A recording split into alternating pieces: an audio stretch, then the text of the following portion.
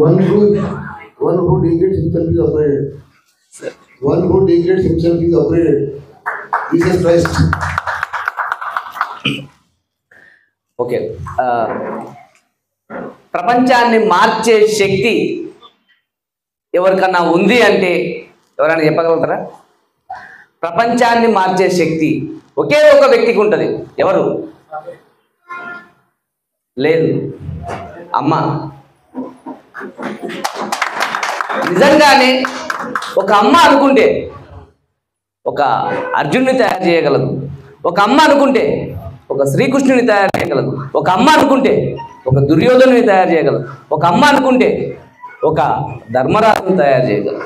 ఒక అమ్మ అనుకుంటే ఒక హంతకుని తయారు చేయగలదు. ఒక అమ్మ అనుకుంటే ఒక దొంగను తయారు చేయగలదు.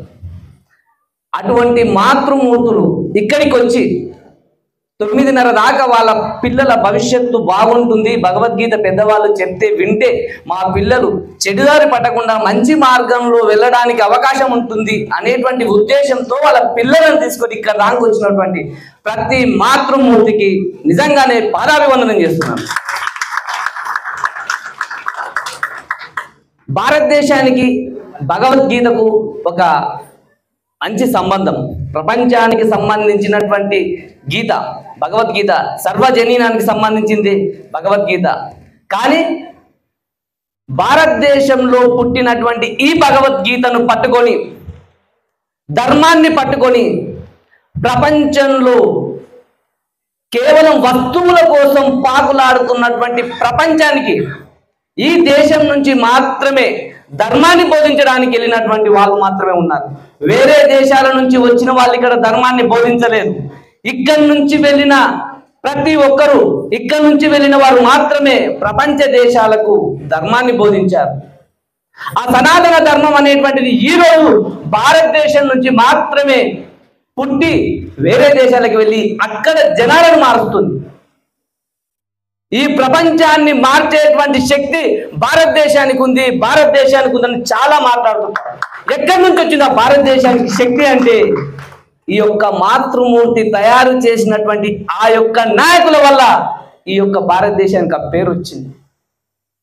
అటువంటి భారతదేశంలో పుట్టిన మనం భగవద్గీతను చదవడం, భగవద్గీతను బోధించడం, భగవద్గీతను జీర్ణించుకోవడం, భగవద్గీతను ఆచరించడం, భగవద్గీతను ప్రబోధించడం అనేటువంటిది తప్పక చేయాల్సిన అంశాలు. నేను గత సంవత్సరం నుంచి మాత్రమే భగవద్గీత చదువుతున్నాను. సంవత్సరం నుంచి మాత్రమే, అంతకన్నా ముందు నేను చదవలేదు, దాని జోలికి కూడా పోలేదు. వాస్తవానికి నేను భగవద్గీత చదవడం ఎప్పుడైతే ప్రారంభించానో ఆ రోజు నుంచి నా ఆర్థిక పరిస్థితి, నా కుటుంబ పరిస్థితి చాలా మెరుగ్గా ఉందని నేను మనస్ఫూర్తిగా నమ్ముతున్నాను. నేను అంతకు ముందు మోసపూరితమైన మాటలు చెప్పి బిజినెస్ చేసేవాడిని. కానీ ఈ రోజు నిజమైనగా అంటే ఉన్నటువంటి వస్తువులను చూపించి నేను అమ్మగలుగుతున్నాను. కేవలం భగవద్గీత ఆధారంగానే ఈ రోజు నేను డెవలప్ అయ్యానని చెప్తున్నాను. నిజంగానే భగవద్గీత చదువుతుంటే అర్థం కాదు, అర్థం చేసుకోరు, అదైతుంది ఇదైతుందని. కానీ భగవద్గీత చాలా మంది ఒక పద్యం చదవడం, దానికి సంబంధించిన భావం చెప్పడం అనేటువంటిది పూర్వం నుంచి జరుగుతూనే ఉంది. కానీ భగవద్గీతను ఒక సామాన్య మానవుడు ఏ విధంగా తన జీవితంలో ఉపయోగించుకోవాలి, ఏ విధంగా తనకు ఉపయోగపడుతుంది అనేటువంటి విషయం పైన 780 స్టోరీలు రాసి అవి యూట్యూబ్లో అప్లోడ్ చేశాను. ఇప్పటికి 780 స్టోరీలు రాశాను, అప్లోడ్ చేస్తూ ఉన్నాను, డే బై డే అప్లోడ్ చేస్తూ ఉన్నాను. దానికి సంబంధించి నేను పుట్టినటువంటి ఏరియా, నేను పుట్టినటువంటి ఒక కులం, నేను పుట్టినటువంటి ఇల్లు ఏది దానికి సాట్ రాదు. ఎందుకంటే చెయ్యాలి అని సంకల్పించుకుంటే ఏదైనా సాధ్యం అనేటువంటి విషయం భగవద్గీత మనకు నేర్పిస్తుంది. ఒక చిన్న చెట్టు ఉంది, ఒక చిన్న మొలక, ఆ మొలకకు కావాల్సిన నీళ్లు, ఆ మొలకకు కావాల్సినటువంటి గాలి, ఆ మొలకకు కావాల్సినటువంటి సూర్యరశ్మి, ఏదైతే ఒక చిన్న బాలుడు ఒక చిన్న బాలిక పుట్టిందో వాళ్ళకు కావలసినటువంటి ఆత్మస్థైర్యము ఆత్మశక్తి అనేటువంటిది కేవలం భగవద్గీత ద్వారా మాత్రమే వస్తుంది. ఈ మూడు ఉన్నప్పుడు ఈ యొక్క నీరు గాలి సూర్యరశ్మి ఉన్నప్పుడు ఒక మొలక ఏ విధంగా వృక్షంగా మారుతుందో ఒక మంచి మనిషిగా మారడానికి ఈ యొక్క బాలికలకు ఈ యొక్క బాలులకు మంచి మనిషిగా మారడానికి భగవద్గీత ఉపయోగపడుతుంది. అటువంటి భగవద్గీతని ఈరోజు మనం దేవుని గుళ్ళో పెట్టి మన ఇంట్లో ఉన్న పూజా గదిలో పెట్టి పూజిస్తున్నామే తప్ప దాన్ని తీసి చదివి తెలుసుకునేటువంటి ఓపిక టైము ఎవరికి లేకపోయింది. ఇక్కడ కావాల్సింది డబ్బులు కాదు, ఒక మంచి సమాజానికి ఒక మంచి మనిషిని అందించాల్సిన బాధ్యత మన తల్లిదండ్రుల పైన ఉంది. చదువు రాని వాళ్ళు ప్రస్తుతానికి చాలా తక్కువ మంది. చదువు వచ్చిన వాళ్ళు అందరూ మార్నింగ్ లేచినప్పటి నుంచి జాబ్లోకి వెళ్ళాలి, డబ్బులు సంపాదించాలి. సంపాదించు డబ్బులు ఎవరి కోసం సంపాదిస్తున్నాం? నీ కొడుకు కోసము నీ కూతురు కోసం సంపాదిస్తావు. నీ కొడుకు నీ కూతురు ఈ పనికి మాలిన సమాజంలో పడ్డారనుకో, నీ కొడుకు మంచోడే, కానీ ఈ సమాజం పనికి మాలిందని అయినప్పుడు నీ కొడుకు నీ కూతురుని ఏదో జరిగినప్పుడు ఎవరు పట్టించుకుంటారు? నాకేం పోయింది, ఎక్కడో ఏదో సంఘటన జరిగితే మన పక్కింటోళ్ళకి ఏమైనా అయితే నాదేం పోయింది అనుకుంటాం. కానీ అదే నీ దాకా వచ్చినప్పుడు తెలుస్తుంది నీకు ఆ బాధ. నీవు అక్కడే ఆ యొక్క సమస్యను నీవు ప్రశ్నించగలిగితే, అప్పుడే ఆ యొక్క సమస్యను నీవు ఎదిరించగలిగితే ఈరోజు ఆ పరిస్థితి ఉండదు. ఖచ్చితంగా ప్రతి ఒక్కరూ ధైర్యంగా ముందుకెళ్ళాలంటే భగవద్గీత పిల్లలకు నేర్పించాల్సిన ఆవశ్యకత ఉంది. ప్రతి స్కూల్లో కూడా ఈ యొక్క భగవద్గీత అధ్యయనం పెడితే దానికి సంబంధించి ఒక టీచర్ ఉంటే చాలా బాగుంటుందని నేను ఎడ్యుకేషనల్ మినిస్టర్కి ఒక 10 లెటర్లు రాసింటా. కానీ అది సాధ్యమో అసాధ్యమో నాకు తెలియదు.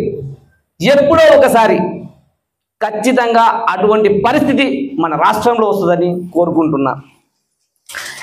నిజంగానే భగవద్గీతలో కానీ ఖురాన్లో కానీ బైబిల్లో కానీ ఒకే ఒకటి ఉంటుంది.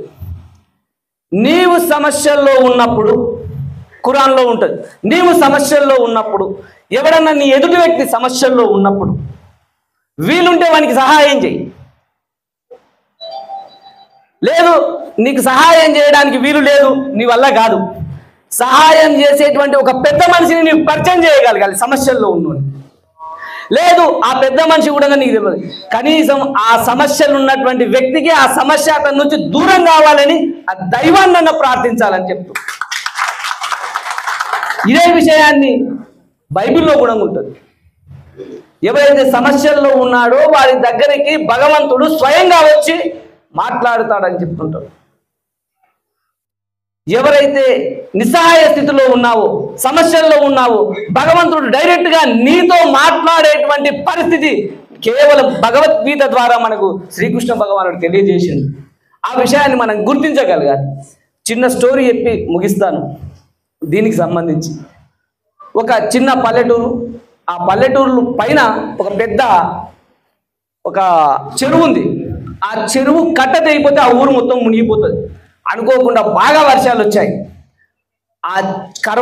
ఆ యొక్క చెరువు కట్ట అనేటువంటి తెగిపోయింది. ఆ ఊర్లోకి నీళ్లు రావడం ప్రారంభమైంది. ఆ ఊరి గుళ్ళో ఒక వ్యక్తి ఎప్పుడు అతని కుటుంబం లేదు, ఆ ఊరు గుళ్ళోనే ఉండేవాడు. ఆ దేవునికి పూజలు చేస్తూ ప్రసాదాలు పెడుతూ అక్కడే గుళ్ళోనే నివాసం ఉండేవాడు. ఆ ఊర్లో నుంచి ఊరు కట్ట తెగిన తర్వాత ఊర్లో నుంచి జనాలు మొత్తం బయటికి వెళ్తున్నారు. ఒక యువకుని గుర్తొచ్చింది, అరే ఆ యొక్క గుళ్ళో ఒక ఆయన ఉంటాడు, అతనికి చెప్పి రావాలని ఆ యొక్క గుడి దగ్గరికి వెళ్ళి ఆ యొక్క వ్యక్తికి చెప్పి ఊర్లోకి నీళ్ళు వస్తున్నాయి, ఇక్కడ నుంచి అందరూ వెళ్తున్నారు, నీవు కూడా వెళ్ళు అని చెప్తాడు. అప్పుడు ఆ వ్యక్తి లేదు, నాకు దేవుడు, నేను ఇక్కడే ఉంటాను, దేవుని ఇన్ని రోజులు పూజిస్తున్నాను, నన్ను దేవుడి నుంచి కాపాడుతాడు, నువ్వు వెళ్ళి ఇక్కడ నుంచి అని చెప్పిండు. ఊర్లోకి నీళ్ళు వచ్చేసినాయి. ఒక 10 ఫీట్ల వరకు నీళ్ళు వచ్చేసినాయి.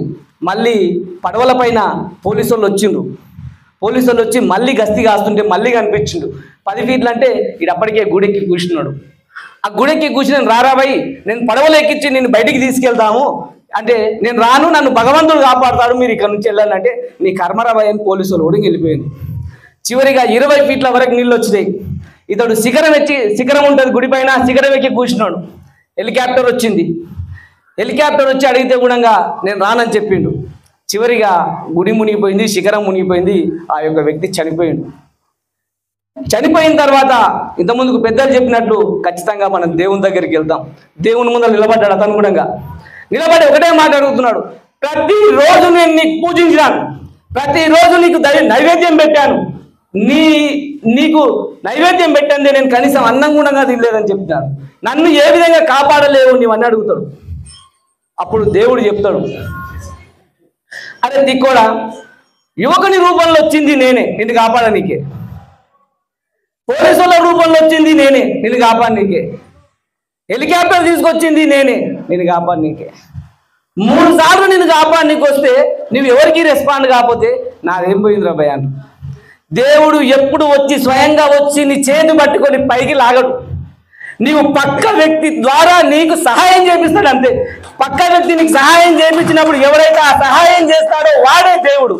వాని లోపల ఉన్నటువంటి ఆత్మే ఆ దేవుని రూపం అని మనం ఎప్పుడైతే భావిస్తామో పక్క వాళ్ళను మోసం చేసే అవకాశం ఉండదు, పక్క వాళ్ళకు ద్రోహం చేసే అవకాశం ఉండదు, పక్క వాళ్ళని తిట్టే అవకాశం ఉండదు. దయచేసి వీలుంటే పక్క వాళ్ళని ప్రేమిద్దాం, ప్రేమించబడదాం.